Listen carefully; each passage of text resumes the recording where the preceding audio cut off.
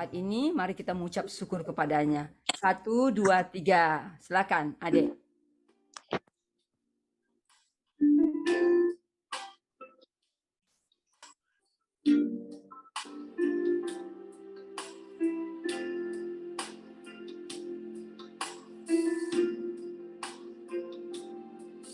Terima kasih Tuhan untuk kasih setiamu yang ku alami dalam hidupku. Terima kasih Yesus untuk kebaikanmu sepanjang hidupku.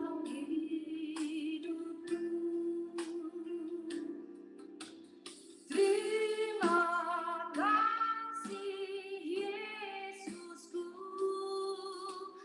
buat anugerah yang Kau beri sebab hari ini Tuhan adakan syukur bagimu.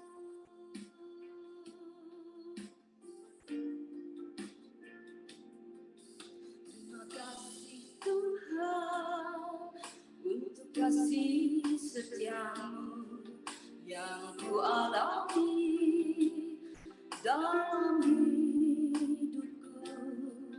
Terima kasih Yesus untuk kebaikanmu sepanjang hidupku. Terima kasih Yesusku buat anugerah yang Kau beri sebab hari ini Tuhan adakan syukur bagimu.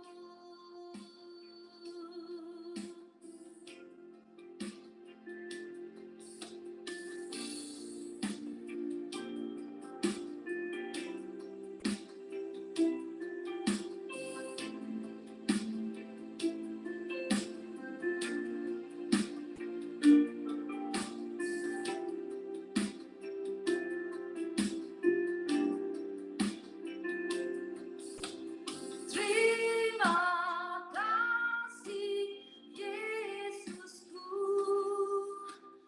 buat anugerah yang Kau beri sebab hari ini Tuhan adakan syukur bagimu. Sebab hari ini Tuhan adakan syukur bagimu. Syukur bagimu. Syukur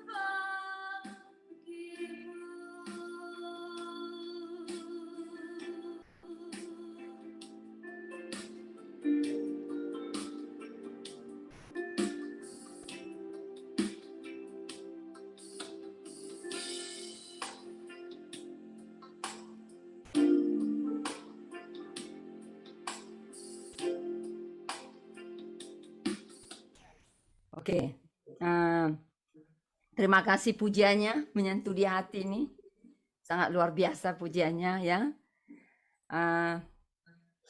Kita mengucap syukur sama Tuhan. Kita masih diberi kesempatan terus untuk memuji Dia. Kita Kuana untuk membawa doa pembukaan buat kita. Mari kita berdoa.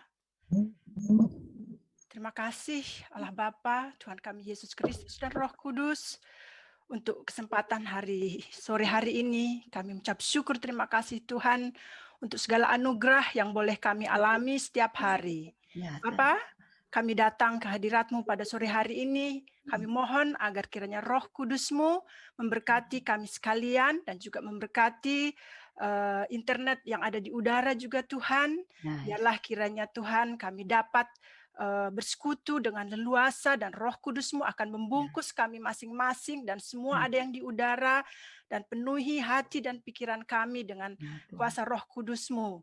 Bapa yang di surga, kami berdoa juga untuk teman-teman kami yang lain yang belum hadir pada kesempatan hari ini juga Tuhan, agar Engkau juga yang akan memanggil mereka dan ya melancarkan semua hubungan yang akan dilakukan. Ya Tuhan. Tuhan Yesus, kami juga mau memohon ampun terlebih dahulu akan segala dosa-dosa dan kesalahan kami, dan biarlah segala apa yang ada di beban kami masing-masing Tuhan, Engkau yang akan menyingkirkannya dan memberikan kami juga dengan kuasa Roh Kudus-Mu konsentrasi untuk Ya. kami bisa memuji, memuliakan nama Tuhan, Ya dan Tuhan. juga terutama mendengarkan kebenaran firman-Mu nanti. Ya, Yesus. Berkati Ibu Joyce yang nanti akan menyampaikan firman Tuhan, dan Roh Kudus-Mu juga yang akan mengurapinya.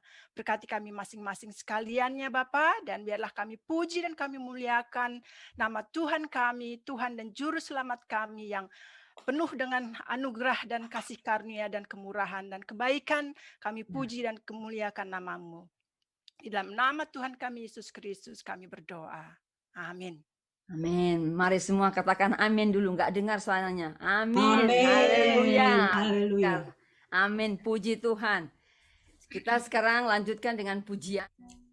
Puji Tuhan, kita akan mengangkat pujian ini. Mari kita resapi kalimat-kalimatnya. Biarlah pujian ini boleh menjadi berkat dalam kehidupan kita. Puji Tuhan. Tiada pernah ku ragukan kasih setiamu, ya Tuhan. Setiap waktu dalam hidupku, tak pernah kau tinggalkan. Meski langit tampak suram, meski langit tampak suram, awan gelap pun di badai, lewati gelombang, tak pernah kau tinggalkan diriku. Dengan iman katakan, walau seribu rebah, walau seribu rebah di sisiku, kau tetaplah Allah penolongku. Walau sepuluh ribu rebah di kananku, takkan ku goyah, sebab Yesus sertaku. Kita angkat pujian dari awal lebih sungguh-sungguh, katakan, tiada pernah. Haleluya, terima kasih.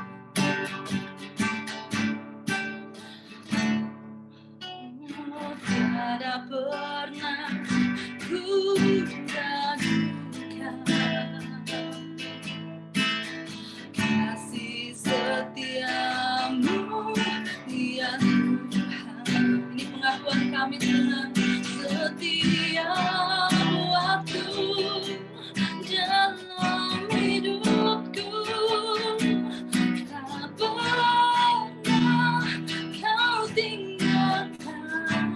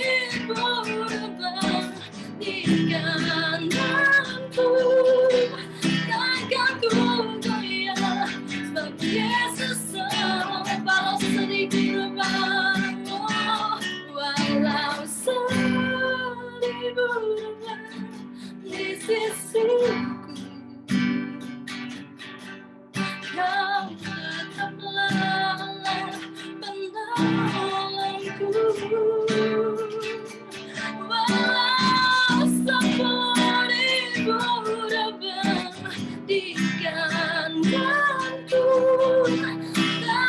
ku goyang, sebab Yesus sertaku. Takkan ku goyang, takkan ku goyang, sebab Yesus sertaku. Yuk, mari sama-sama kita puji Tuhan. Wah, biasa.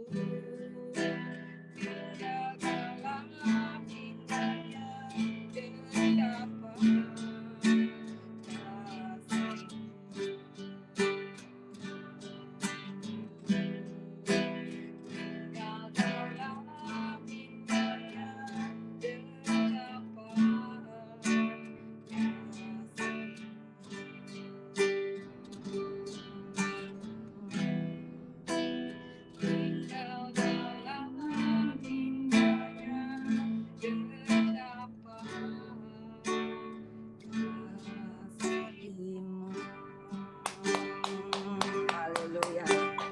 Haleluya. Oke, terima kasih. Oke. Sekarang kita bisa dengar firman. Silakan Kak Joyce.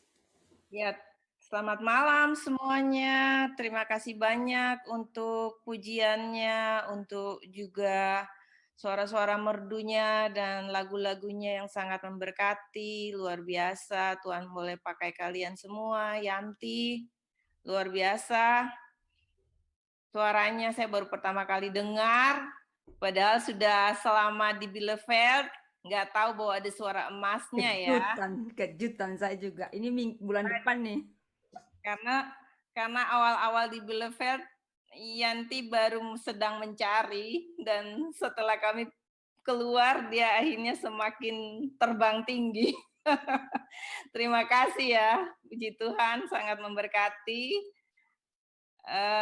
Dan juga untuk Epi tadi, untuk Mei, luar biasa lagu-lagunya yang boleh menguatkan juga dan memberkati kami semua. Untuk Yanti, siapa? Verset. Ya, terima kasih banyak ya.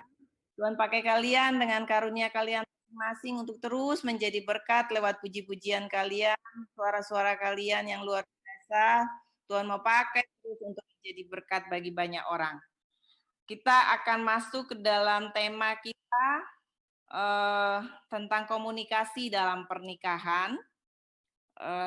Mungkin bisa dilanjutkan, Murni, untuk yang slide berikutnya.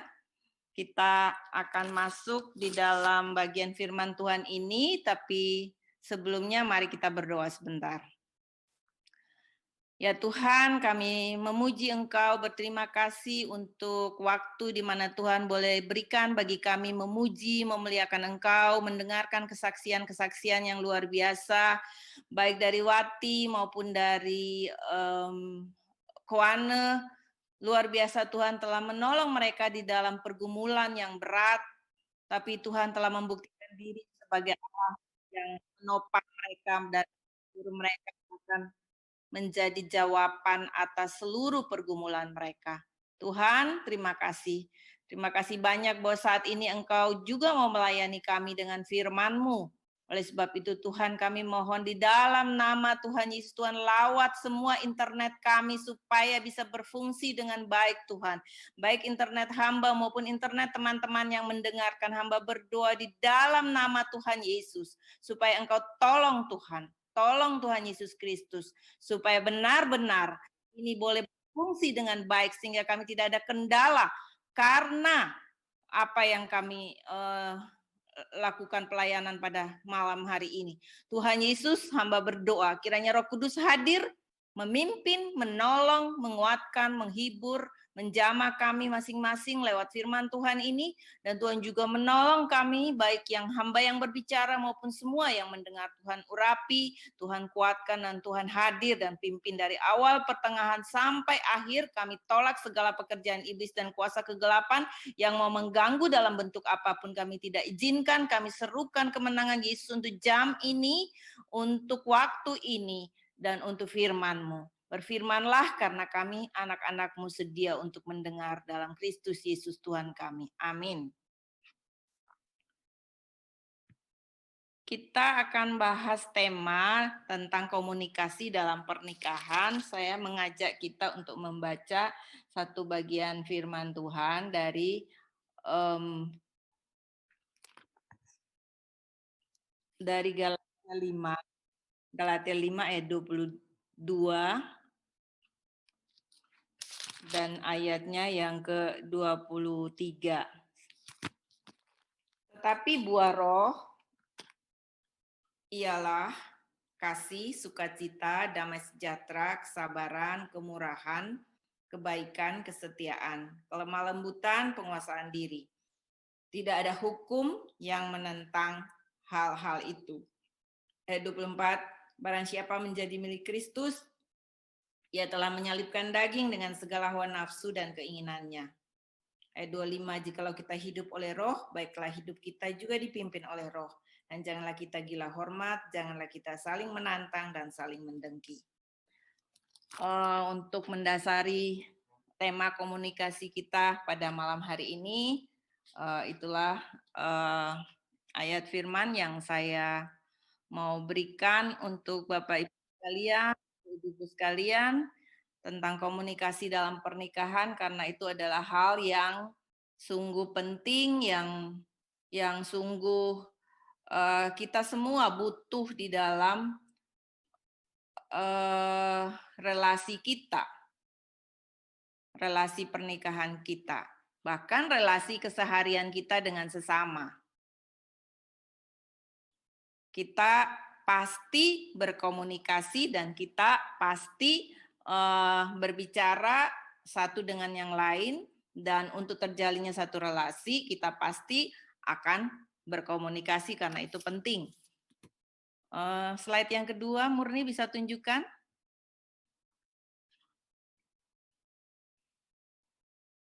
Murni? Oke, ini slide-nya. Bisa diteruskan slide-nya? Yang kedua? Ini. Oke. Komunikasi adalah cara berbicara atau bertingkah laku baik verbal maupun non-verbal.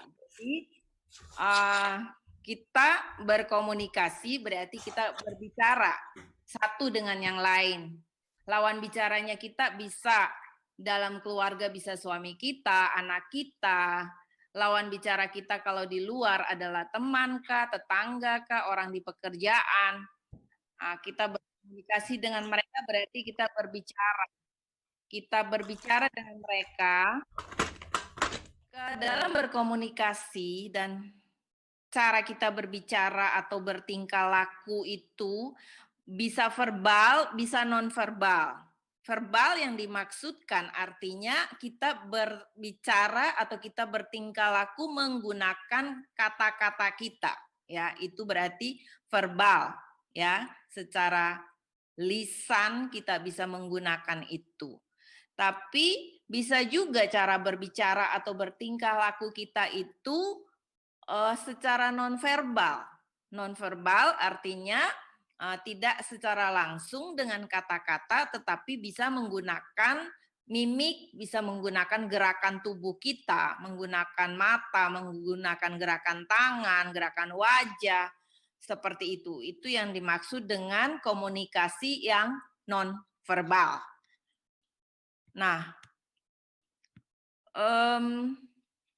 bisa dilanjut, Murni? Memang ini bukan hal yang mudah, karena komunikasi, apalagi kita yang lalu sudah membahas tentang perbedaan gender, ya. Komunikasi antara gender yang berbeda itu jelas ada kiat-kiatnya, ada hal-hal yang berbeda di antara gender, antara laki-laki dan perempuan. Kemudian dalam hal berbicara yang dengan satu budaya yang berbeda pun itu nggak gampang, karena ada perbedaan-perbedaan dalam hal tingkah laku, perbedaan-perbedaan dalam hal penggunaan kata yang sama tapi arti berbeda, perbedaan pola pikir, itu semua yang membuat satu komunikasi itu juga tidak mudah untuk kita bisa memperoleh sesuatu yang memuaskan kita atau menyenangkan kita, atau relasi bisa bertumbuh dengan baik. Nah, komunikasi ini menentukan keharmonisan dan kebahagiaan kita, karena kalau misalnya kita komunikasinya itu salah dimengerti, tentunya kan bisa menimbulkan konflik.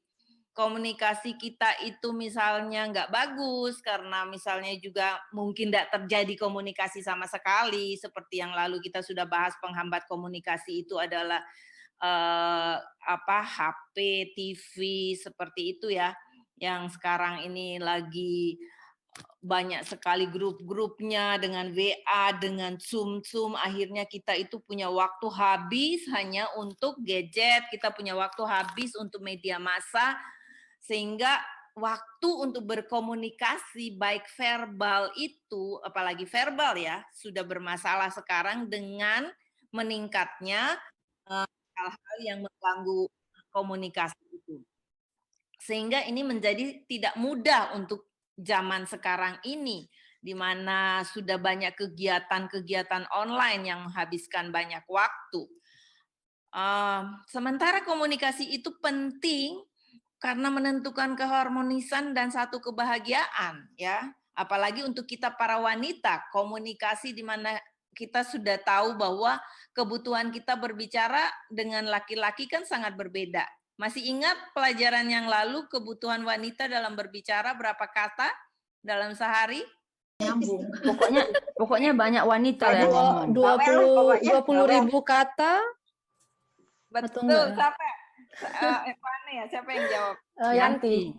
Nah, sekitar 20 sampai 22.000. Kalau kita dalam batas ini betul Sri 15.000 tuh bisalah membahagiakan kita kaum wanita. Tapi kita punya kebutuhan sehari itu sampai 22.000 dan itu kalau nggak terpenuhi suka-suka membuat ketidakbahagiaan karena itu tidak tersalurkan sehingga itu kenapa dikatakan komunikasi itu penting, bukan hal yang mudah sekarang ini dilakukan karena itu menentukan keharmonisan dan kebahagiaan. Nah, bisa lanjut? Mengapa kita itu saat pacaran kita bisa berkomunikasi dengan baik? Nah, kan kalau kita lihat coba flashback semua masa-masa lalu kita waktu kita pacaran, bagaimana? Kita kan pasti aktif bicara ya. Quality time-nya itu pasti dibela-bela. Biar hujan, biar badai, pasti deh kita bela-belain untuk ketemu pacar kita. Dan kalau kita ketemu nggak mungkin kan kita duduk makan, hanya lihat makanan, makan. Misalnya lagi ke resto ya, kita makan, hanya tunduk, lihat makanan, kemudian kita pulang. Tanpa sepatah kata pun. Kita ada nggak yang model pacaran kayak gitu dulu? Yang sama sekali ndak omong apa-apa, yang hanya main HP, yang hanya duduk tanpa 1000 bahasa hanya menyelesaikan makanan yang di depannya, minuman yang ada di depannya, kemudian pulang. Apakah seperti itu komunikasi saat pacaran kita? Enggak lah. Enggak lah kan. Nah, tapi mengapa saat pacaran bisa berkomunikasi lah sekarang kok kalau duduk di resto berdua itu yang lebih penting itu HP-nya yang dilihat-lihat dan dimainkan terus. Kalau jam makan atau misalnya jalan atau di rumah, komunikasi itu sudah tidak lagi seperti semasa pacaran, sudah levelnya udah sangat berbeda. Nah, mengapa saat pacaran itu kita bisa berkomunikasi? Kita bisa lihat alasan pertama, waktu pacaran memang kita selalu berbicara dalam level yang dangkal dan tapi banyak. Nah, level yang dangkal maksudnya gini, kita waktu pacaran kan, Kuane tadi bagus ya usulnya. Untuk mereka yang masih belum menikah itu tolong juga masalah iman itu dibicarakan di awal. Ini poin yang penting. Nah, biasanya kita belum bicara masalah itu. Nggak berani, takut diputusin. Jadi levelnya itu masih dangkal. Levelnya itu belum mau yang tinggi dan susah.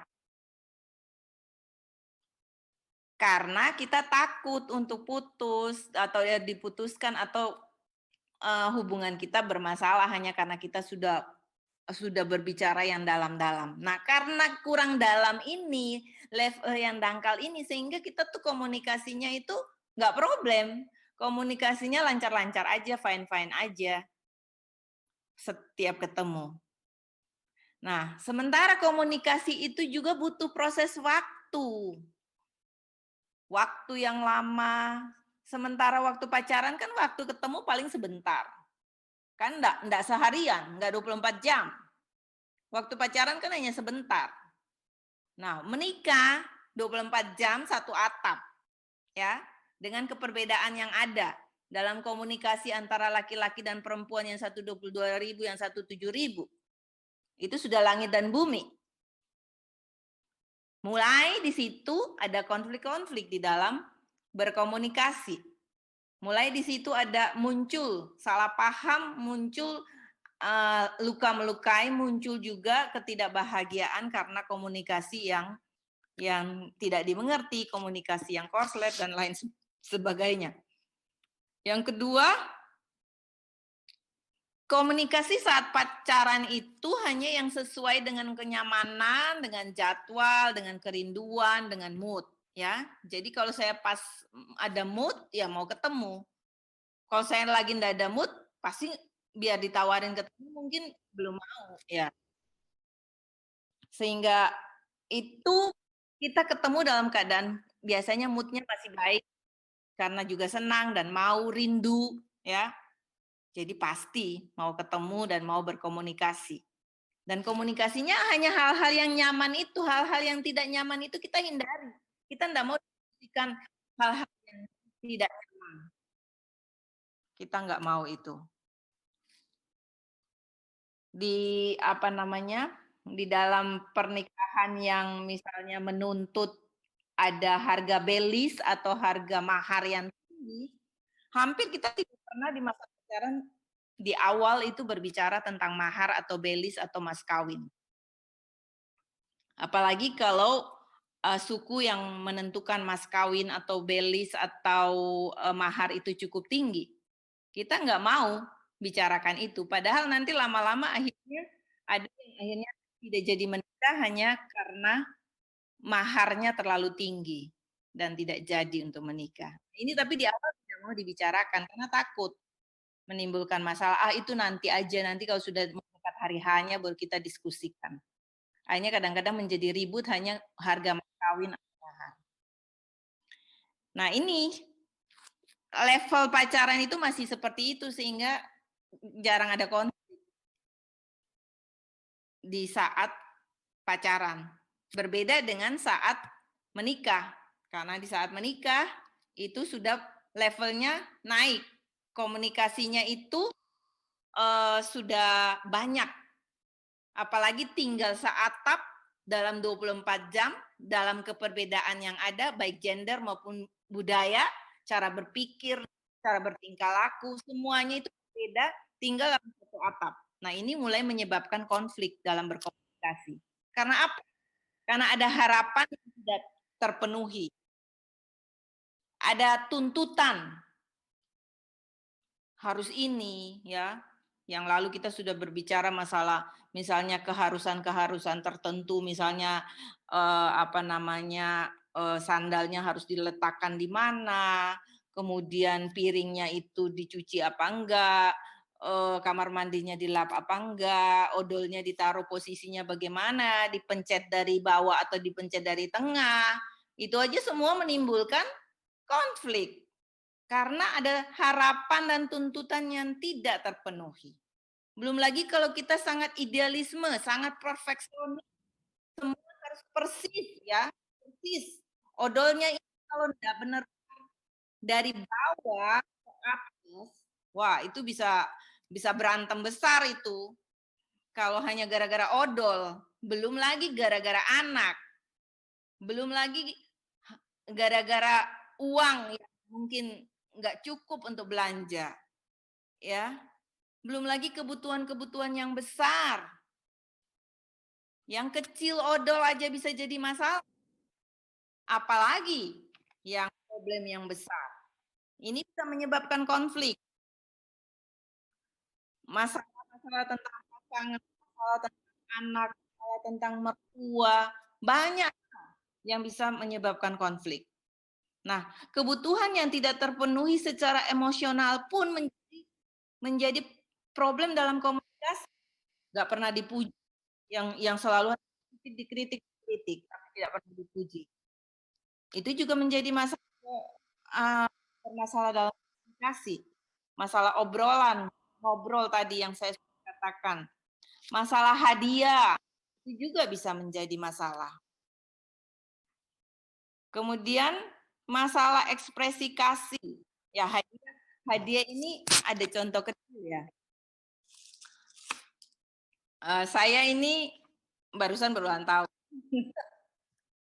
Dan suami saya sama anak saya itu sudah. Selamat ulang tahun dulu Kak Joyce ya, dari kami semua KTP ya. Tuhan Yesus memberkati kakak. Ya, terima kasih. Nah, jadi mereka udah tahu saya. Mereka bilang daripada kita salah beli, mending kita pergi dengan mama beli. Karena saya mereka beli satu yang saya tahu harganya itu mahal, sementara saya bisa dapat untuk harga yang murah. Jadi saya bilang, waduh kalian pergi belinya salah tempat atau salah ini lebih baik